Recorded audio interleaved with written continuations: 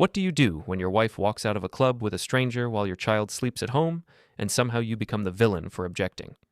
How far can a calm husband go, using only the law and his patience when everyone says he is controlling, right up until the day the papers are handed to her in a crowded plaza? Before we dive deeper into this story, I have one small request. Please subscribe, drop a like, comment, and hit that hype button to boost this channel so more people can discover these incredible stories. My name is Corin, and I used to think my life was very simple. I fixed cars, I came home, I helped my daughter with her bedtime routine, and I tried my best to be a good husband. It was not exciting, and I knew that, but I thought quiet and steady was better than chaos. On the night everything really started, the night of the club, I was standing in our small kitchen watching my wife get ready like she was going on stage. Danica, or Dani as everyone called her, moved around the kitchen in a short dress and high heels, using the reflection in the dark window like it was a mirror. Bottles, makeup, and her phone were spread across the table where Leah usually colored. She brushed off my attempts at conversation with a light tone that did not match the sharp look in her eyes. She said, in that flat way she used when she wanted to hurt me without sounding angry, that her friends thought it was sad how I never wanted her to go out. She said they called me controlling and boring. She told them that I always asked what time she would be home, as if I was a strict parent, and not her husband. She said all of this to them on speaker earlier, while I was rinsing dishes, and she wanted to be sure I heard every word.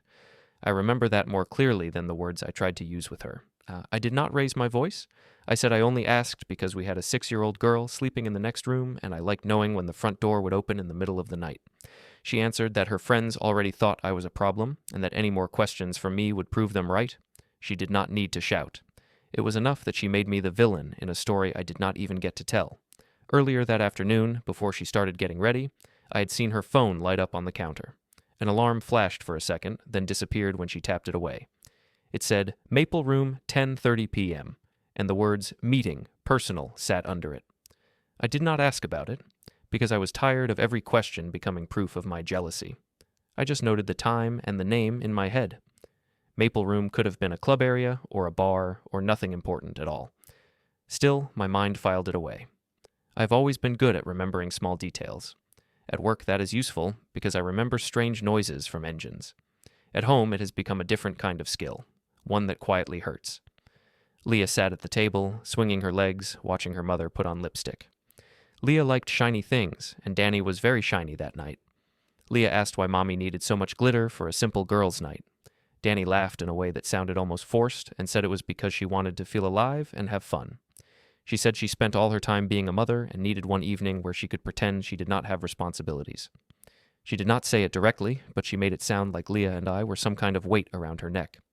I bent down to Leah's level and told her that Mommy was going out with friends and that we would have our own quiet evening. Leah asked if Mommy would be back before morning. I said yes, because I still believed that at least that part was true. Even now, I do not know if I believed it or if I just needed my daughter to feel safe. When it was time for Leah's bedtime, I took her to her small room with the glow-in-the-dark stars on the ceiling. The noise from the living room followed us like an echo. I could hear Dani laughing on a call with her sister Chloe and some of the other girls. They were planning which club to visit, which songs they wanted, and which photos they would take. Someone on the call said it would be funny if Dani escaped the prison for real and left her warden at home. Dani did not correct them. She repeated the joke louder, so it was clear she enjoyed it. I pretended not to hear and kept reading Leah her story, even though the words on the page blurred and twisted. Leah fell asleep quickly, one small hand on my arm, like she was anchoring herself. I stayed there a few moments longer than usual, just watching her breathe and listening to the noise of makeup bags, heels, and laughter from the kitchen. When I went back to the main room, Dani was by the door with her coat in her hand and her phone buzzing with messages from her group chat. They were sending her photos of their outfits, and she was replying with selfies. I saw one caption flash for a second before she tapped the screen away. It said something about escaping for the night while the warden babysits. I do not know if they understood that the warden was the same man who cleaned Leah's cereal off the floor every morning and checked her homework every night. Maybe they did and just did not care. Dani told me not to text her every 5 minutes begging her to come home. She said any message from me after midnight would be proof that I did not trust her. She turned to her phone again and told the group that I was already starting. I had not even spoken. I just stood there in the doorway, holding myself still so I did not give her any new ammunition. When the door finally closed behind her, the apartment felt like it lost half its air. I locked the door out of habit, then walked to the small shelf near the desk. On it sat a thin binder I had labeled Utilities. It should only hold bills, but lately it was thicker than that. Inside were printed statements, notes, and a few things that would not look important to anyone else. I did not open it. I only ran my hand over the spine for a second and then pushed it back into place. The lamp on the desk cast a soft light over the wall planner, where most squares were empty. A few had simple notes, Leah's activities, and work shifts. I looked at them, then moved away before I started to think too much. Later, after the first hour of silence, the group chat on my phone began to show new pictures. I sat on the couch with the volume turned off and watched the images slide past. Dani in a mirror with her friends, drinks raised. Dani on a crowded dance floor, hair wild, eyes bright. Dani on the sidewalk outside a building that looked like a club entrance. The captions talked about freedom, fun, and how some husbands never understood what they had. Each time I saw my name twisted into another joke, my jaw tightened, but my fingers only moved to save the pictures into a simple folder on my phone. I told myself I was being paranoid, then told myself it was better to have everything in order than to argue without proof later. Around midnight, I stepped out into the apartment stairwell for a moment to breathe cooler air. The hallway lights hummed. As I stood there, one of our neighbors came up the stairs with a small bag of takeout. He greeted me and asked if I was not out with my wife. I said I was home with my daughter.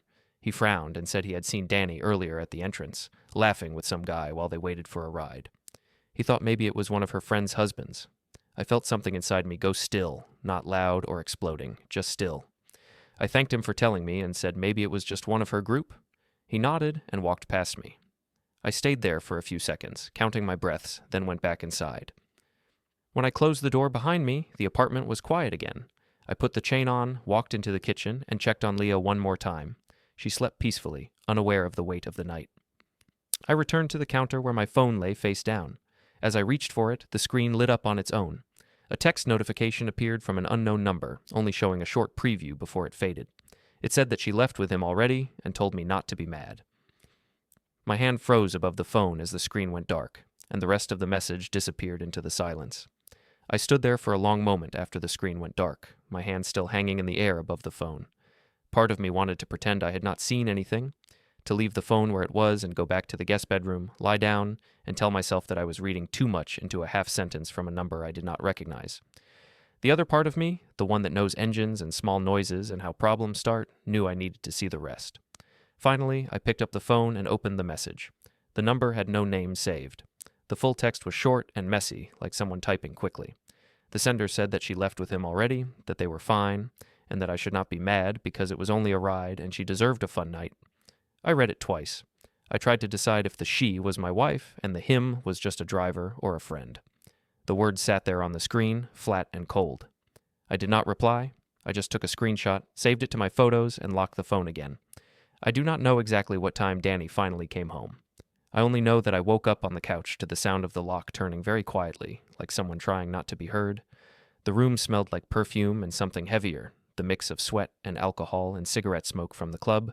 I did not move or speak. I stayed still, my eyes almost closed, listening. The front door closed with the softest click. Her heels were in her hand, so her footsteps were light on the floor. She paused near the hallway, then walked to the bathroom. Water ran, stopped, then started again. When she finally came into the living room, she thought I was asleep.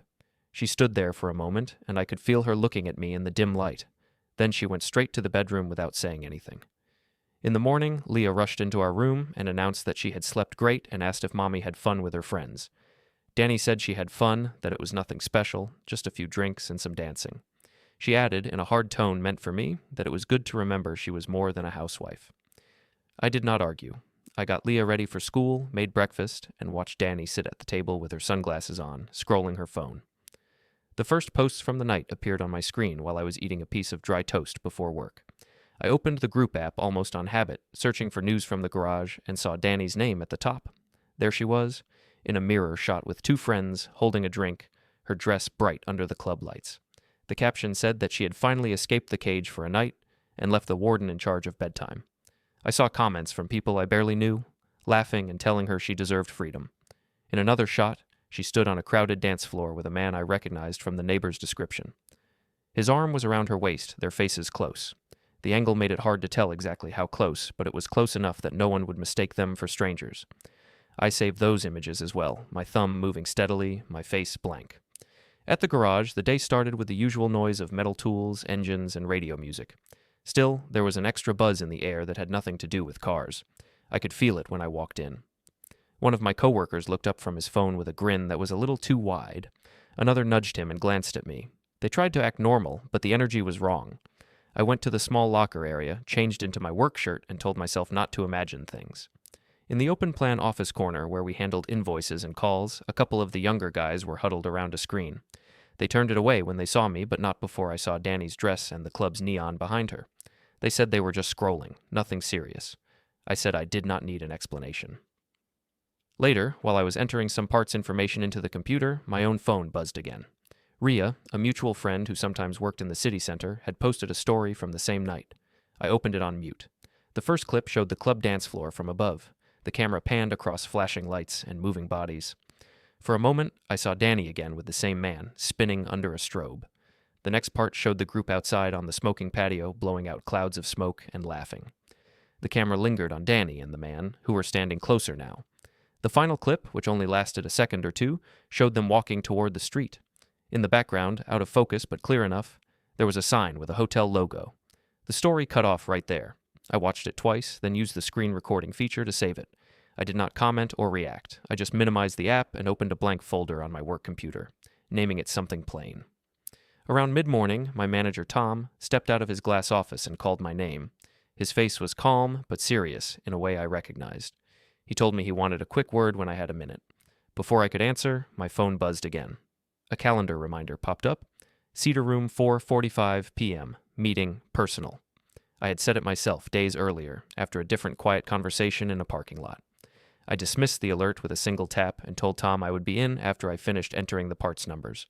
He nodded and went back to his office, leaving the door halfway open. I could feel eyes on me, even when I did not look up.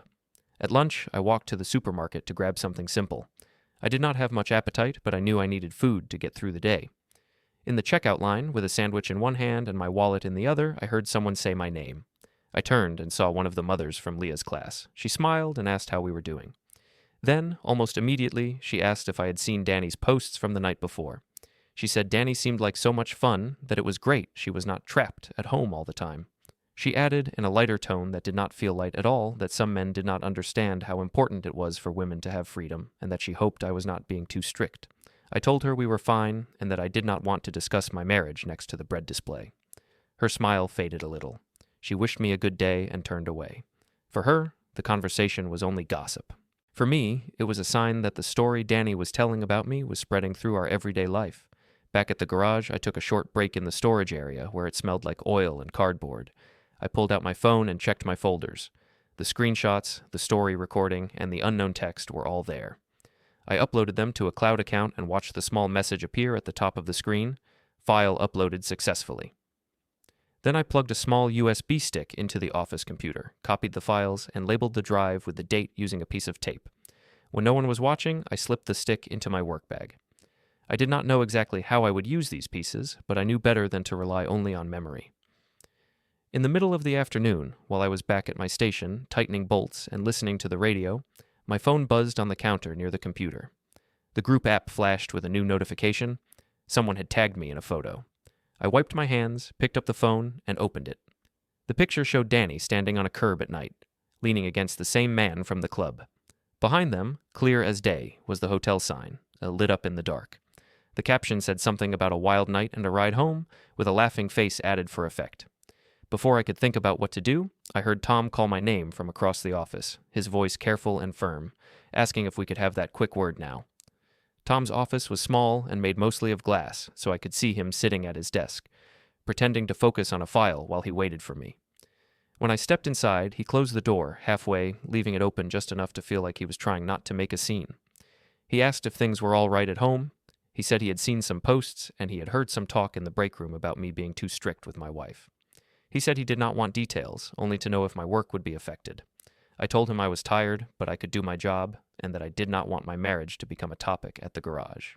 He listened, nodded slowly, and said he would rather I took a day off than let personal issues bleed into the workshop. I promised him I would keep things under control. I did not mention the hotel, the unknown text, or the photos. I walked out of his office with a polite nod, acting like nothing important had happened, while inside I counted how many people must be talking for rumors to reach my manager. Later that week, a mutual friend sent a message about a birthday dinner at a family restaurant. It was for one of our shared friends, someone I actually liked, so I did not want to refuse. Dani was excited. She saw it as another chance to be the center of attention. She told me everyone would be there, and it would look bad if we did not show up. She said it in a way that made it clear I would be blamed if we stayed home, so we went. The restaurant had a long table in the middle, already crowded when we arrived. People called our names when they saw us, and someone at the far end joked that the famous jealous husband had arrived. A few others laughed along. I felt the words land on my skin like small stones, but I pulled out a chair for Dani and sat beside her as if I had not heard. As the night went on, drinks passed around the table, and the noise grew louder. At some point, when everyone seemed warm and loose, someone asked Dani to tell the story about her girls' night at the club. They said they had seen her posts and that the whole thing sounded wild. Dani smiled in a way I knew too well. She liked being the star. She stood a little and rested her hands on the table. She began describing how she had needed a break from being a mother and a wife, how she had felt trapped, how her friends had pushed her to come out and remember she was more than a person who cooked and cleaned. She said she had a husband at home who checked her location too much and always asked when she would be home. She said she almost did not go because she knew I would stress, but her friends told her they would drag her out whether I liked it or not. The group laughed loudly. A couple of them tapped their glasses with their forks. I watched her hands move as she spoke, watched how she shaped the story so that I was the controlling man and she was the brave woman escaping his grip. When she reached the part about the club, she talked about the music, the lights, and the sense of freedom. She said she had danced with whoever she wanted and finally felt alive again. She mentioned a man who offered her a ride because, as she put it, there was no way she was going to waste money on a taxi when someone nice was already going in the same direction. She left out the hotel sign, left out the quiet text about leaving with him, left out the way she slipped into the apartment after midnight with her shoes in her hand. She told the table that I had made a big scene afterward, that I had accused her of terrible things for accepting a harmless ride from a stranger. People around us shook their heads and laughed at how dramatic I supposedly was. Some said that if their husbands were like me, they would lose their minds. I sat there, holding my water glass, forcing my jaw to stay relaxed. I knew at least a few people in that room had seen her photos. I also knew that none of them seemed interested in the parts she did not mention. Rhea sat a few seats away, near the middle of the table. When someone brought up her story clips, another guest asked if the hotel in the background was the same place she had been posting about later in the week. Rhea shifted in her chair. She said very quickly that it was probably just on the route home. Dani turned her head and gave Rhea a firm look that lasted only a heartbeat, but I noticed it. Rhea noticed me noticing, and her eyes dropped to her plate. The conversation moved on. The laughter continued. People raised their glasses to the idea that some people, meaning me, needed to relax and stop acting like jail guards. Phones appeared. Some of them recorded Dani as she spoke, catching my face at the edge of the frame with a strained smile. The next day, after that dinner, I went to the gym, hoping that the familiar routine would clear my head. I moved through my exercises in silence, my mind running through timelines instead of counting repetitions. In the locker room afterward, while I was changing, I heard two men talking on the other side of the row. I recognized one voice as belonging to the man from the photos, though I had never spoken to him.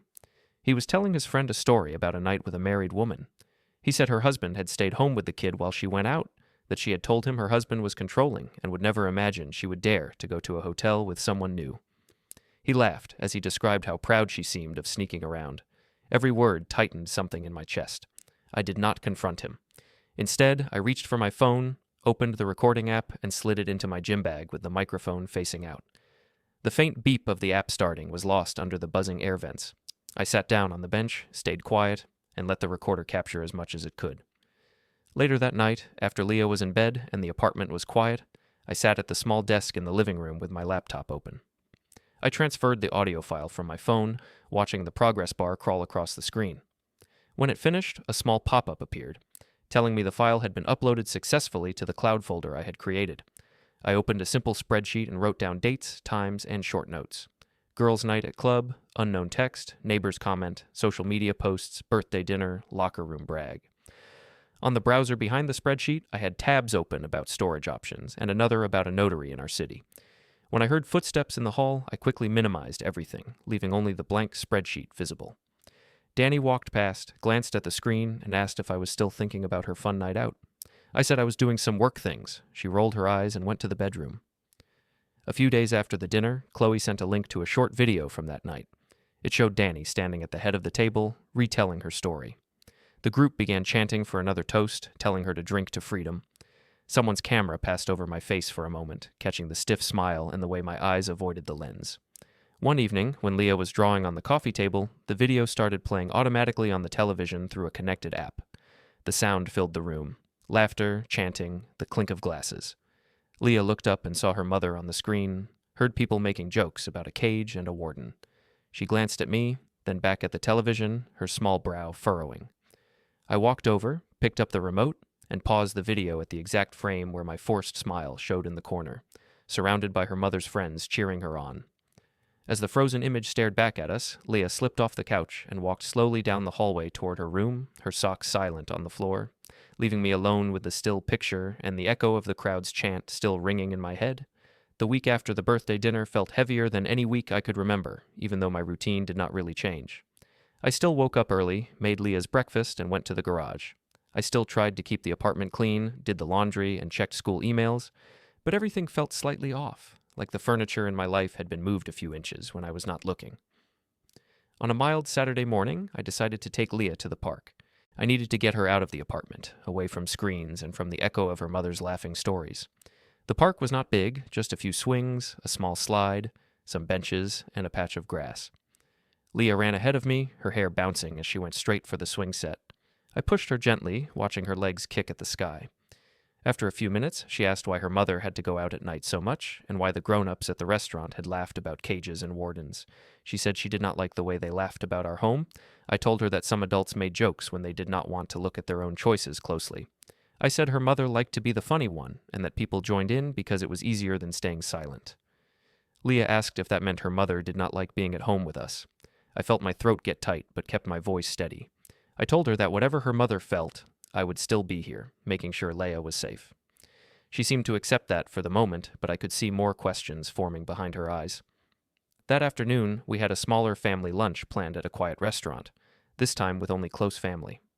Dani had insisted that we go so she could, as she put it, clear the air and show that everything was fine.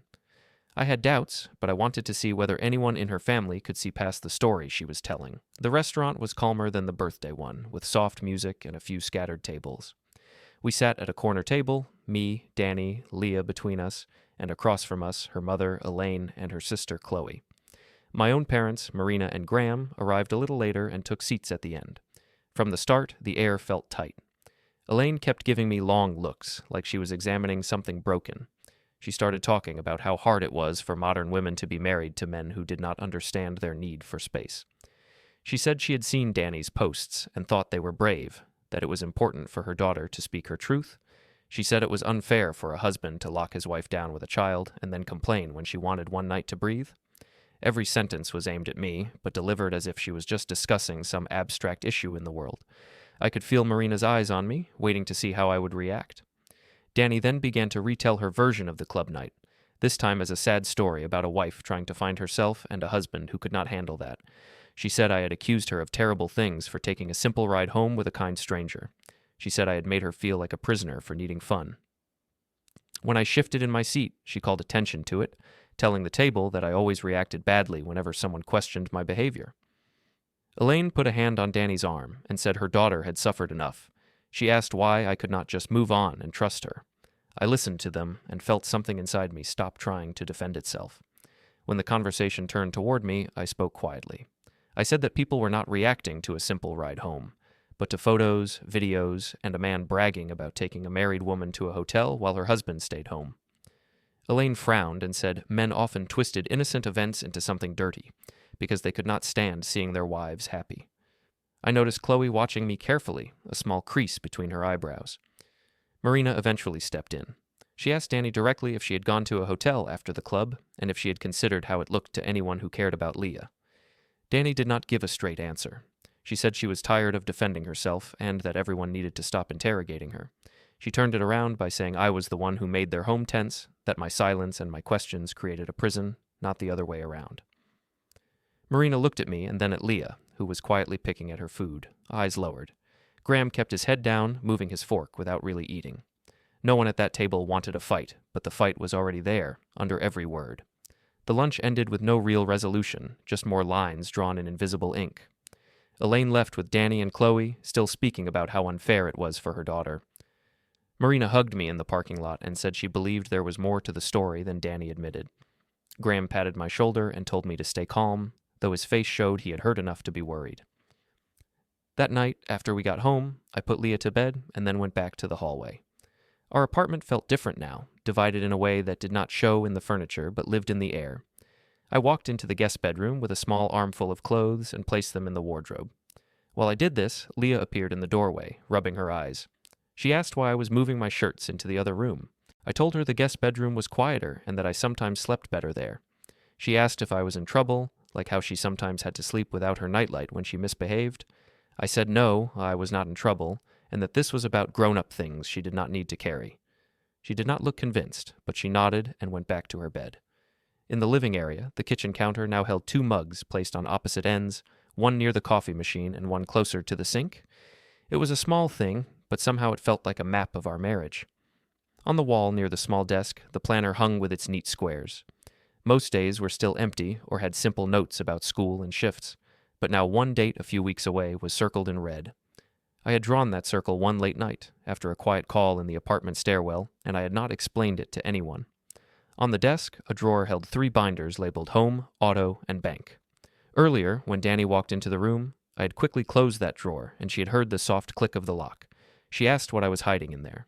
I told her it was just paperwork, like bills and old statements. She laughed and said she would check one day to see if I was keeping my crazy notes there. I changed the subject and asked if she had eaten. She waved me off and went to the bedroom with her phone in her hand. Later, as the house grew quiet and the lights dimmed, I went to Leah's room to say goodnight again. She was already under her blanket, her stuffed toy tucked against her chest, but her eyes were open, watching the doorway.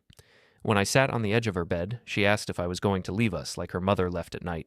She said she had heard grown-ups say that men sometimes walked out when things got hard, and she wanted to know if she needed to be afraid of that.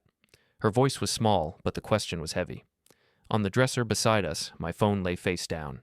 As she spoke, the screen lit up.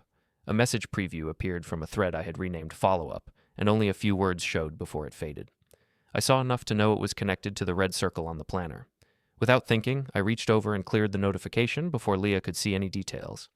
I told her that I would not walk away from her, no matter what the adults did or said. I promised that I would stay and that my choices would be about keeping her safe. As I stroked her hair and watched her eyelids finally grow heavy, my eyes drifted past her, through the open door, to the red circle on the wall planner glowing faintly in the hallway light, marking a future I had not named out loud yet, but was slowly walking toward. The days after that red circle appeared on our wall planner moved slowly but steadily toward it, like a train you can hear long before you see it. On the surface, life looked almost normal. I went to the garage, fixed cars, drank coffee from one of the mugs on the far side of the counter. Leah went to school, brought home pictures of trees and houses, asked if I liked them. Dani kept posting photos that showed her smiling in bars and restaurants, sometimes with captions about breaking free or finding herself. Underneath all of that, I spent my evenings in the guest bedroom with the door mostly closed, paper spread out on the bed like pieces of a puzzle only I could see. I printed screenshots of her posts, her long rant about being trapped in an emotional prison, and the comments where people praised her courage for escaping a husband like me. I printed the unknown text about her leaving with him already, and the group chat messages calling me the warden. A couple of times, the printer spat out a blank page first, as if even the machine hesitated to show me these things. I slid all the printed pages into the thicker-than-normal household folder, tucking them between old electricity bills and water statements so they would not stand out to casual eyes. In the guest room closet, on the top shelf, I placed a shoebox. Inside it, I put the USB stick labeled with the date, the one that held the copied story videos and the gym audio from the man bragging about his night with a married woman. I added a list I had written by hand, a simple timeline from the first girls' night messages to the most recent photo. I did not use legal words. I just wrote what happened, where, and who saw it. When I closed the lid on the box, I glanced down at a stack of Leah's old birthday cards beside it and felt a small twist inside. It felt strange to hide proof of betrayal next to small drawings of cakes and balloons, but that was our life now, broken and innocent things sitting side by side in the dark. Most of these preparations happened at night. During the day, I went on with my routines. One afternoon after work, I walked slowly through the parking garage under an office tower in the city. The air was cool and smelled like concrete and exhaust. I stopped near a pillar, away from the main walkway, and put my headphones on. When my phone buzzed with a call from the same emoji contact that had messaged me earlier, I answered. I kept my voice low, listening more than I spoke. I heard questions about dates, about where Leah usually slept, about who picked her up from school most days. I answered with calm, steady details, even though my stomach clenched with every word. I said phrases like, I have kept a log, I want what is best for my daughter, and I will follow every step carefully. I did not use big words. I just let them know I was serious, that I was not looking for revenge, only stability. When the call ended, I took off the headphones and stood still for a moment, listening to the echo of car doors slamming in the distance. Around that time, Dani posted a long message on her social media, one that spread through our circles faster than anything else she had shared. In it, she described living with a man who weaponized silence and controlled the home by asking innocent questions and then punishing her when she told her truth. She did not mention the hotel, the man, or the bragging. She said she was scared of me, then added laughing emojis, as if fear could be entertaining. Chloe shared the post with a comment about standing by her sister no matter what. Elaine wrote paragraphs about how her daughter had always been strong and how some men could not handle it. A few people I had once considered friends liked or shared the post. Some stayed quiet, which, in a way, said even more. Marina called me after seeing it. She told me she knew I was not the monster in that story, and that some people shouted louder when they felt truth closing in around them.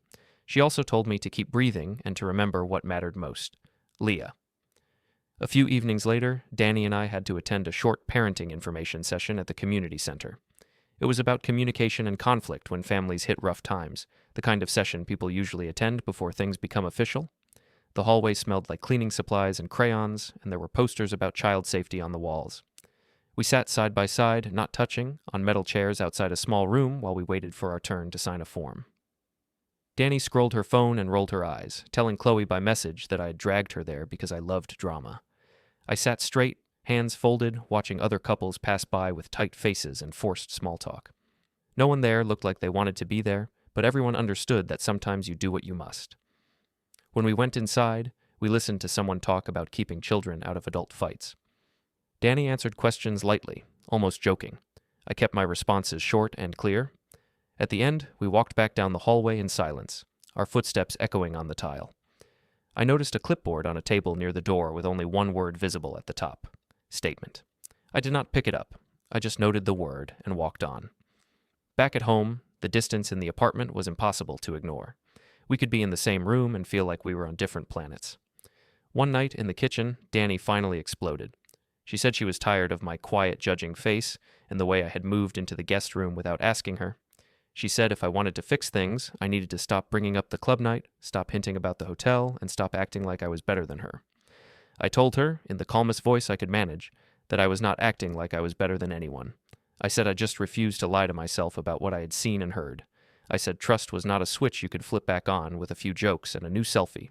She shouted that no one believed my side anyway, that online everyone already knew I was a controlling man trying to make his wife look bad. She said if this went any further, people would think I was cruel. I looked at the two mugs on opposite ends of the counter, the planner on the wall, the small cracks in the paint above the doorframe, and I felt something settle inside me. I told her, still in a low voice, that I would not be arguing with her about this anymore. I said there were processes for situations like ours and that I would follow them. I said very clearly that I would handle everything properly. The words hung in the air between us like a cold draft. At that exact moment, my phone on the counter lit up and started to vibrate. The screen showed a muted call from private, the same kind of signal that had appeared before. Dani glanced at the phone with suspicion. I did not reach for it. I let it buzz against the counter, the sound filling the quiet kitchen, as I turned away to rinse my mug under the tap, leaving her staring at the red circle on the wall planner while the unanswered call finally went dark. The morning of the red circle, we left the community center and stepped into the courthouse plaza, sun bright on the stone. Dani was already typing a sad little update for her followers when a man in a plain jacket approached and asked politely, "Danica Vale?" She said yes, annoyed. He handed her a thick envelope and said she'd been served with a petition for dissolution, temporary orders, and a proposed custody schedule for Leah. Elaine exploded. Chloe lifted her phone. I only took Leah's hand. While Dani's fingers crumpled the papers, we turned toward the steps and walked away.